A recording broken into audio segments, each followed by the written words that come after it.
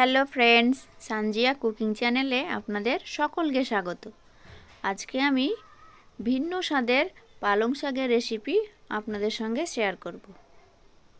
তো দেরি না করে শুরু করা যাক। প্রথমে আগে থেকে কেটে নেওয়া 300 গ্রাম পালং শাক নিয়ে নিয়েছি।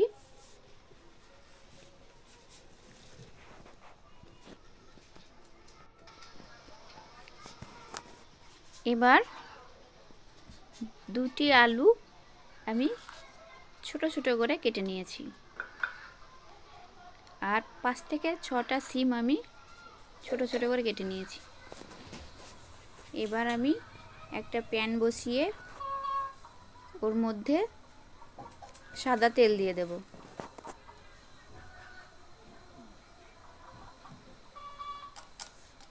এবার দুটো শুকনো লঙ্কা আর কালো জিরে দিয়ে দেব।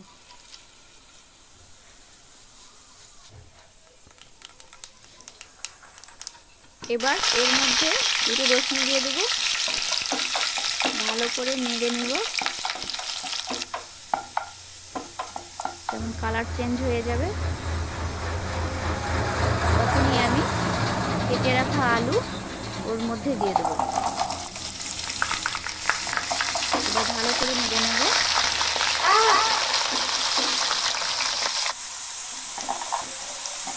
আলুগুলো লাল লাল হয়ে এসেছে।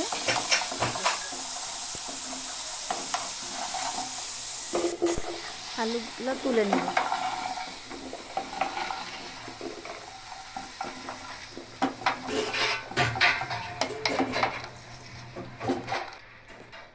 এবার কেটে রাখা সিমগুলো আমি দিয়ে দেবো তেলের মধ্যে। সিমগুলো ভাজা হয়ে গেলে তুলে নেব।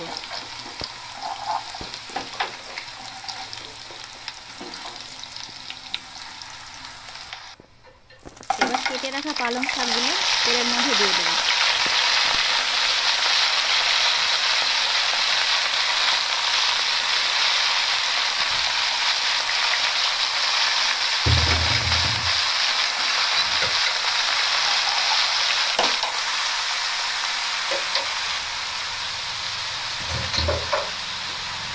এর মধ্যে এবার হাফ চামচ হলুদ দিয়ে দেব।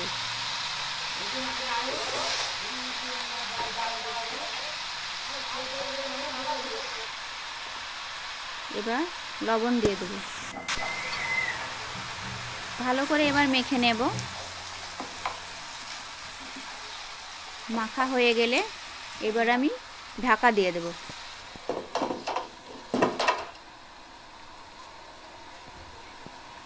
দশ মিনিট পর খুলে দেখব।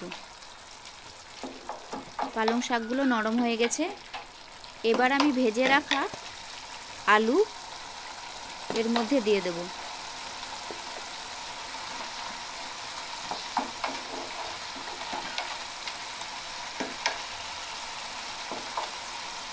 এবার সিম দিয়ে দেব।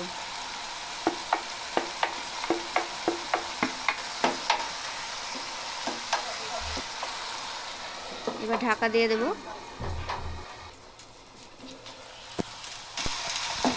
ঢাকাটা তুলে দেখে নিব কতটা নরম হয়ে গেছে। দেখুন কালারটা কত সুন্দর হয়েছে। আর একটু হলেই হয়ে যাবে। এবার ঢাকা দিয়ে 2 মিনিট পর খুলে দেখাচ্ছি। এর মধ্যে তেল ছেড়ে দিয়েছে। এবার আমি এটাকে তুলে নেব।